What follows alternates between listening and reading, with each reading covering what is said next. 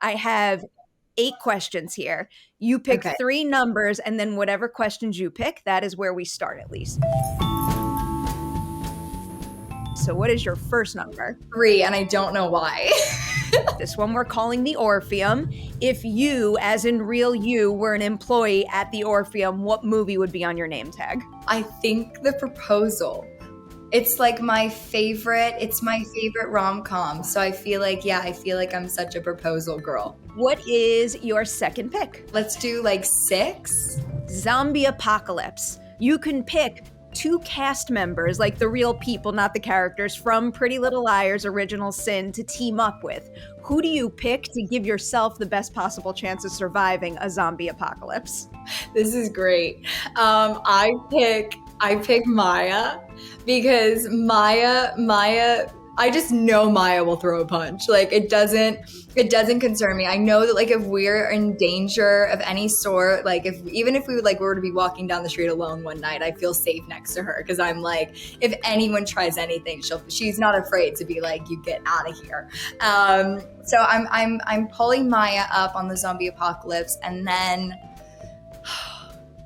Oh, this is so hard because I feel like I'm like leaving my girls behind and then like they're going to become zombies. And it's like, I would say Chandler, but there's also a part of me that thinks it might be really smart to bring like Alex Aono into the mix and like have Alex there to like, he's just really tall, and really big. And I feel like, he could also just stand in front and be like, run, just in case I don't feel like fighting all the time.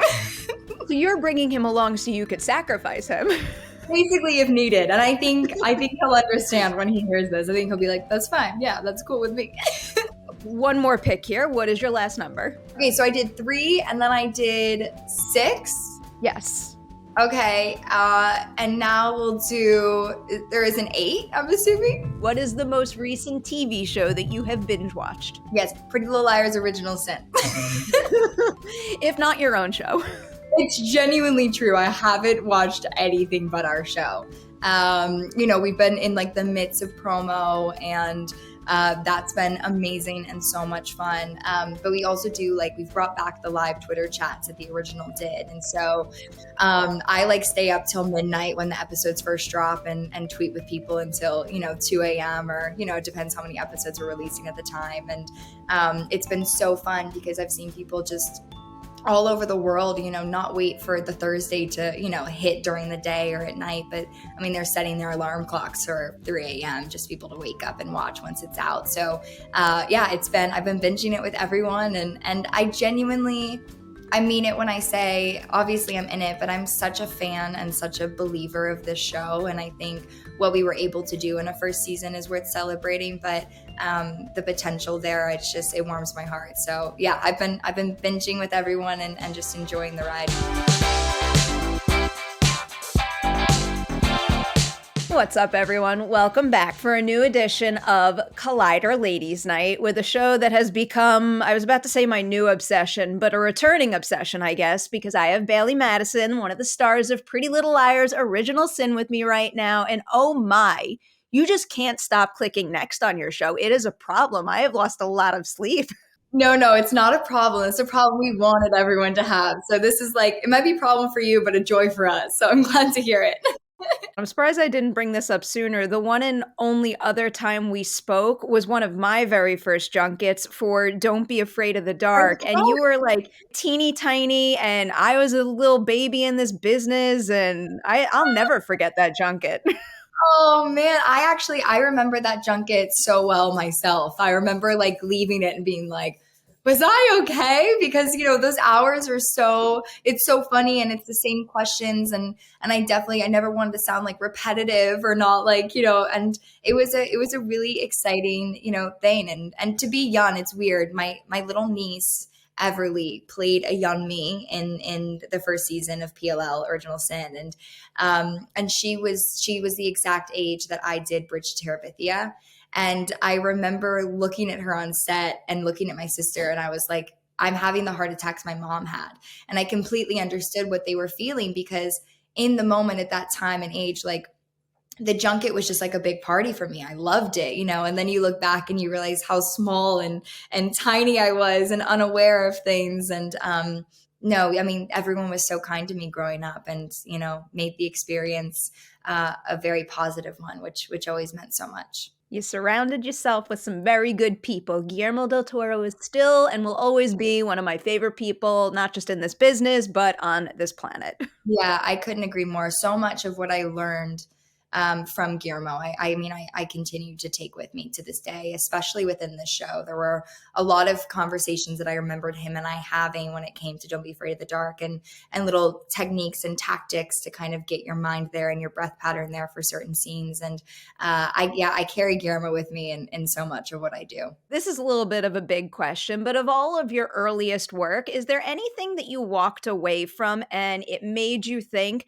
like, this particular experience gave me a better understanding of what my goals are for myself as an actor going forward? A specific type of story, a specific type of experience you wanted to have on sets, you name it. It's interesting. The Strangers Pray at Night was actually a very big turning point, I think, for myself. I, was so fortunate and blessed to have done Good Witch for 5 years, and with Hallmark, and they were so lovely and so kind. And I think it created an environment where when people wanted to make me like 15 to 21 overnight, I didn't have to do that. I felt safe and protected, and was able to then go and, write a YA fiction book and produce for the first time. And it gave me the space to kind of grow in that capacity and find out what I wanted to do. But I remember, obviously you film a show for half of a year and then you have a very small window to try to squeeze something else in. And The Strangers came to me. And I mean, that entire experience was the most invigorating, because they didn't need me to look pretty. They didn't want me to look made up. They didn't care how ugly I might have looked or cried. The whole idea was to just like have fun and let yourself loose and not be afraid to just kind of dive into that world fully. And we were doing night shoots for about a month. It was a quick one, but it was intense. And there wasn't a 6 a.m. wrap that I wasn't so happy and so fulfilled. And I think for me, I was like, no, I love pushing the boundaries. I love this business as a whole. I love being creative with camera angles and our camera department and our team. And so that for me propelled, which is really exciting. I think PLL is a wonderful, next step towards entering that genre. And it kind of set me up to know how much I love it. When you first booked the role, is there anything about the character that you pinpointed and made you think to yourself, like, this particular quality or this particular experience she goes through, that's going to be the most challenging and intimidating thing for me? And then did that turn out to be the toughest part, or did something kind of, sneak up and catch you by surprise? I think for me, genuinely understanding the weight of her pregnancy. I didn't know that information until I really started the show. And so I think my initial fear was, oh my God, I don't want to look like I'm wearing a fake stomach. Like, I can't relate to this. I don't know what this feels like. I don't know how you walk. So I wanted to be very mindful of that already. And then learning about the trauma that Imogen went through, learning about how she got pregnant, that was so far removed from anything that I've ever had to experience or have had someone else in my life experience, thankfully. But the reality is that it is all too true for so many women and so many people. We wanted to make sure that nothing felt like it was out there to be out there. Nothing felt like we were pushing anything in someone's face or using it for a tactic other than trying to bring a voice to the voiceless and having someone feel seen. And I think understanding that it was not my right to draw anything personal to try to like get me emotional for a scene or I had to know that in that moment, it had to be what Imogen was thinking. It would have to be strictly those feelings and do that research and try to be a listening ear to the best that I could. Because that story matters. That story is, heartbreakingly, but thankfully so touching so many people right now as they're watching the season. And I think that was just, one of the things I was most protective about at all times was making sure it was as honest and grounded as it could be. Because it's true. It's not make believe. And I think, it was a joy to get to take something like that on, but really, for sure hard to try to know that you're taking care of it the best way that you can. For the most part, she comes across as like a really warm, kind person to me, but then she'll do something like, want to show the Karen video to the town. And when you're doing something like that and having a situation where a character, needs to make a knee jerk decision or a decision based in fear, is there any particular quality of hers you can come back to still know that that was her truth in the moment? For sure. I mean, I think what's so great is that none of these characters are perfect. All of them are extremely flawed in their own right. I mean, Imogen, yeah. I mean, I just always was like, just remember she's pregnant. Like, she's got a lot of hormones going on top of everything else. Like, this girl, I call her like unhinged Imogen. It's when like she has her mind set on something and that's just what it is. And like, she's pregnant and super hormonal and very sad. And so, when she made the questionable choices, I think the thing that I loved playing with was when it would hit her after. It's not like she left something and went, that was amazing. Like, we made someone really upset. She left and was like, what the hell did we just do? Was that the right thing? Like, and I think that's a very relatable quality, growing up, especially as a teenager, you're walking around blindly. You're trying to make these adult decisions, but you're not an adult. And I think none of these girls are really being guided by adults anyways in their lives. So they're trying to do the best out of the situation that they're being handed. You brought this up, and Chandler had explained this to me the other day, that none of you had the information that your character wouldn't have in the moment when you filmed. So what were some of your biggest predictions and expectations for the reveal of who A was, and also the father of Imogen's baby? And then how did your expectations and your own predictions compare to who those identities wound up belonging to? This is just so weird to answer. I've been through like an 11-month boot camp to keep my mouth shut. So this is like, I feel like A is going to come out and just like grab me in a second and I'm screwed. Okay.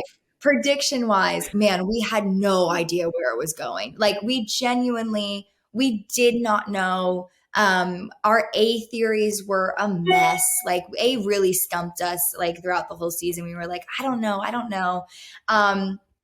I remember in episode 7 was when my red flag went off. I always looked at Chip and had like a gut feeling.